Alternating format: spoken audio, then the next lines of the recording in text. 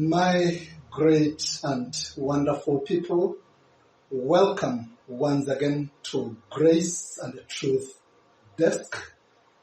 My name, as always, your great host, Reverend Dr. Shem Ngiki. As I have continually said, my viewers and friends, Grace and Truth Desk is a Christian channel based on John chapter number 1, verse number 17. This channel will always endeavor to remain graciously truthful on all matters of life and conduct. Kindly subscribe, touch the notification bell for updates on new uploads, like, share, and comment. Grace and Truth today once again dives into another hot political issue. Our today's topic is a response to the issues our beloved President, His Excellency President Uhuru Muigai Kenyatta, raised in his Sagana 3 meeting. Respectively, Your Excellency, in that meeting, there were issues you raised and meant you be out of order. In the book 48 Laws of Power, Robert Greene once said, and kindly, Your Excellency, allow me to quote him, "An emotional response to a situation is the single greatest barrier to power. A mistake that will cost you a lot more than any temporary satisfaction you might gain by expressing your feelings." End of quote. He also, again, Mr. Robert Greene said in the same book, and I quote him again, "Human tongue is a beast that few can master. It strains constantly to break loose out of its cage, and if it is not tamed, it will turn wild and cause you grief." End of quote. My President Uhuru Kenyatta, I respectively request you to allow me pick 3 areas of your speech that I would want to comment on. Sun Tzu, on the art of war, the oldest military treatise in the world, wrote and said, and I quote, "There are roads which must not be followed, armies which must not be attacked, towns which must not be besieged, positions which must not be contested, commands of the sovereign which must not be obeyed." End of quote. The first area that I would want to touch on is the unfortunate and unwarranted attack to the clergy when Your Excellency said, and I quote you, though you spoke in mother tongue, "Even you men of the church, stop lying to our people. Don't come here just because you have been given stolen money and start lying to us. It is you going to hell, not these people. You come here and the money you are eating is money which should have been taken to Marakwet for dams, 3 million shillings. You continued and then end of quote. Robert Greene, again, in his book 48 Laws of Power, said, and Your Excellency, sir, with all respect, allow me to quote this great son. "Few are the born bold. Even Napoleon had to cultivate the habit on the battlefield, where he knew it was a matter of life and death. In social settings, he was awkward and timid, but he overcame this and practiced boldness in every part of his life because he saw its tremendous power and how it could literally enlarge a man. End of quote. When one pastor is attacked, all are attacked. Your Excellency, sir, the Bible says in Proverbs 105, verse number 15, and allow me to quote, "Do not touch my anointed ones, do no harm to my prophets." End of quote.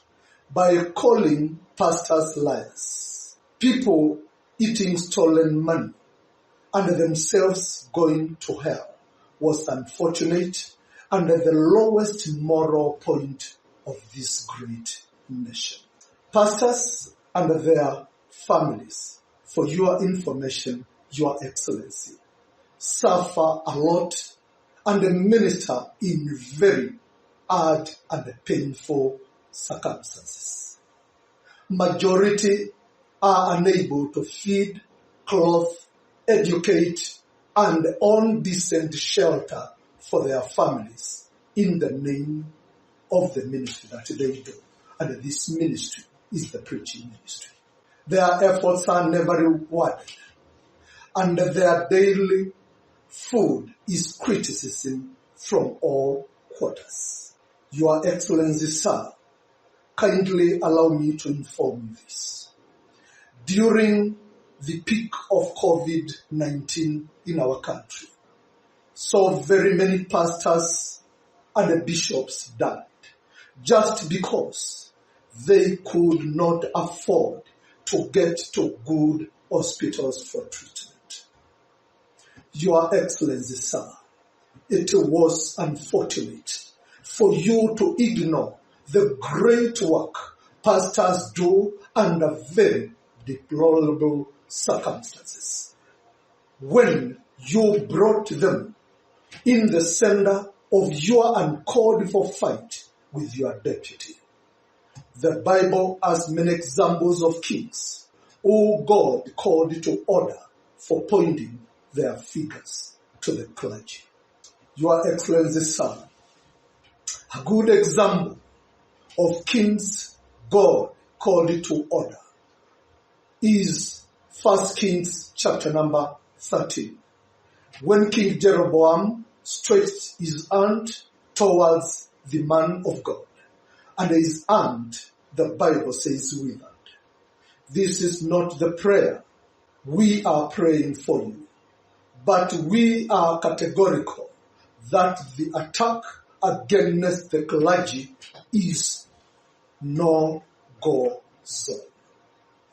Let's even agree that there are pastors in the area who had received offerings or donations from the deputy president. How could they know that the money he was carrying was 3 billion and were supposed to take water to the markets?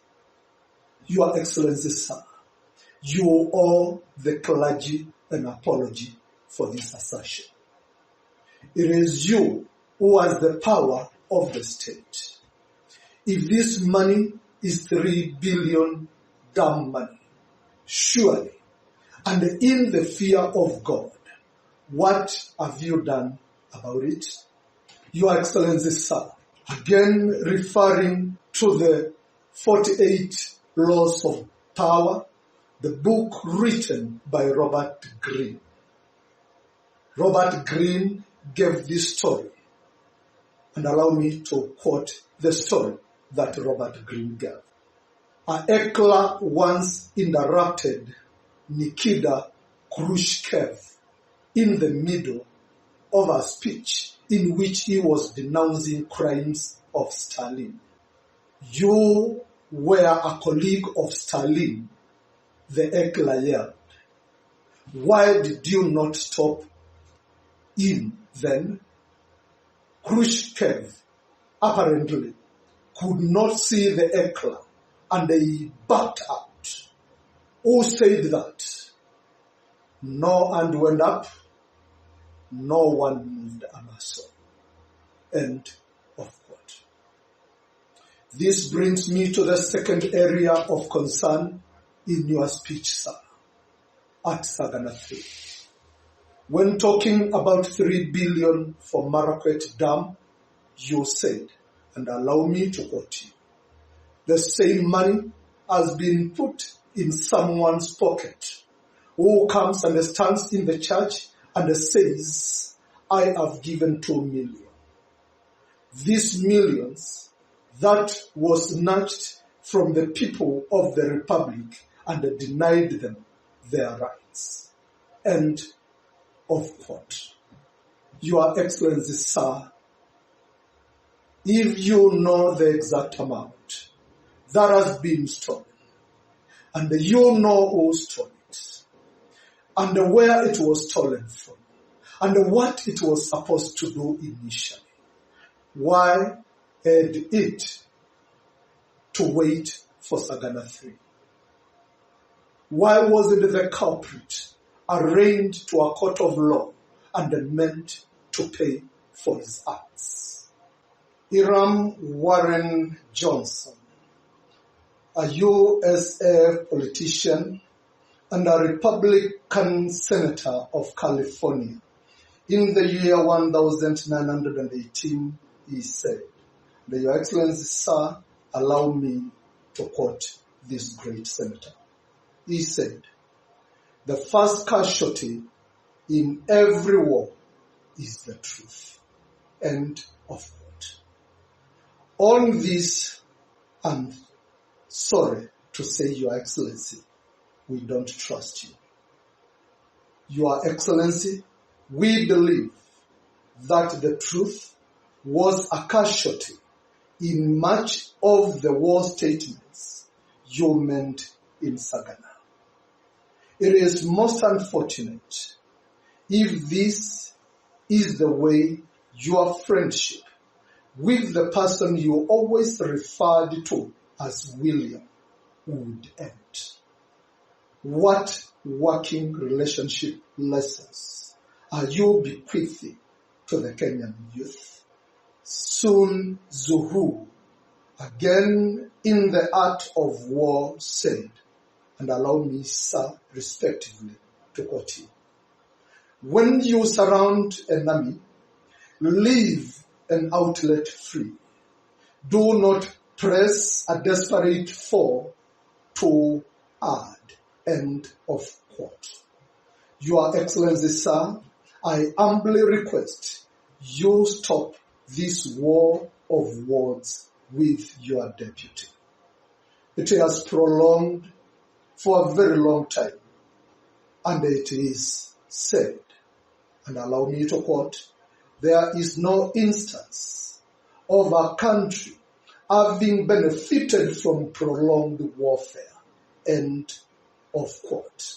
Kindly, for the sake of our beloved country, stop your difference with the Deputy President.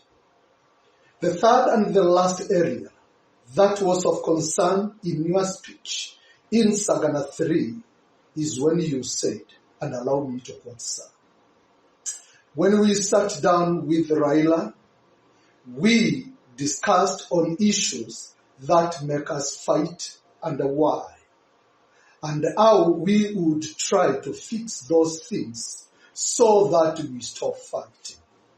We agreed on BBI, and did the fighting stop? You can now go visiting Kawagware and do your stuff without problem. You continued. End of quote. Your Excellency, sir, the first concern on this statement is, if the Handshake stopped the infighting among Kenyans, then who was fighting? Because the fighting Kenyans were never invited to Arambe House. How did the echo of the Handshake agreement in Harambee House reach the fighting Kenyans and hence stop the fighting immediately? What lessons could a power-hungry Kenyan pick from the handshake? That refusing election results and marshalling one's supporters to cause mayhem and make a country ungovernable is another route to state power in Kenya. In the mind of the handshake, what is the description of democracy? When did the voice of the majority in free and fair election give way to mayhem as a way to call for negotiation and inclusion? On still the same point, sir, you said, and allow me to quote you, "It is better an old man seated than a boy on top of a tree. I will remain with my old man. I lastly ask we uphold him and elect him." End of quote. Here you made it very clear that your preferred candidate for the position of the fifth president was His Excellency, former Premier Engineer Raila Amolo Odinga. Throughout the heated handshake and the BBI debate, you kept assuring Kenyans that you did not discuss with Honorable Raila Odinga about 2022 elections, while the deputy president's side kept saying that the handshake was all about 2022. Now that you have named your candidate, who do we trust was telling Kenyans the truth? Doesn't this mean that if the deputy president was not wise to bolt out early and start his campaigns, his presidential bid would have been stopped before it started? Your president, sir, in the 48 Laws of Power book written by Robert Greene, allow me to quote again for you. "Be wary of friends. They will betray you more quickly, for they are easily aroused to envy. They also become spoiled and tyrannical, but hire a former enemy, and he will be more loyal than a friend, because he has more to prove. In fact, you have more to fear from a friend than from enemies. If you have no enemies, find a way of making them." End of quote. I would like Your Excellency, sir, to ask you a direct question. Was picking Honorable Raila Amolo Odinga a direct application of the above law for loyalty purposes in the future? Doesn't it mean that all the wrongs we have been told and read about the deputy president was a strategy to stop a friend's betrayal once in power? Then this would be the highest degree of deceit and betrayal in the Kenya's political terrain. Your Excellency, sir, the final quote from the same book, 1448 Laws of Power. Allow me to quote. "Remember, the best deceivers do everything they can to cloak their roguish qualities. They cultivate an air of honesty in one area and disguise their dishonesty in others. Honesty is merely another decor of their arsenal of weapons." End of quote. This speech would have been the healer of the heightened political temperatures, but it raised the temperatures and sidelined many. You are still the president, and you can uproot what was not right and strengthen that which was good in your speech so as to foster peace and the unity in this great republic. Thank you, sir, for the opportunity. God bless you, and God bless Kenya. My viewers, thank you so much for watching this video.